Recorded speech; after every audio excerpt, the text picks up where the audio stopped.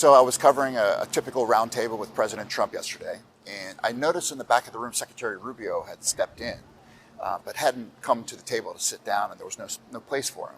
Marco, come on up here, please. President Trump invited him to come over and sit, and he took Susie Wiles' spot.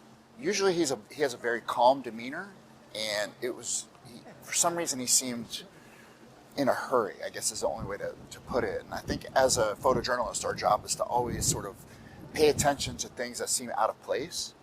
So once I saw him reach over and grab a notepad, I just kept my lens on Rubio the entire time. And he started writing. And then when he ripped the note off, I was able to capture what it actually he had written down.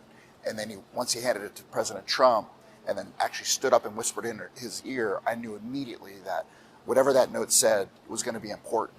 So I went immediately to my files and I looked through it, and right there I could see what he had written to the president, and it ended up becoming huge news.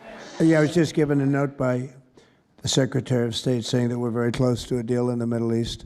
I tell young photographers especially that the role of a photojournalist is not only to capture what's in front of our lens, but to pay attention to what else is happening around us. And anytime that something's out of the ordinary, something just doesn't fit right, or your photographer's spidey sense goes off, pay attention to that and trust your gut. I trusted my gut, and I was able to capture a pretty cool moment just because I knew that what was happening was a little bit different.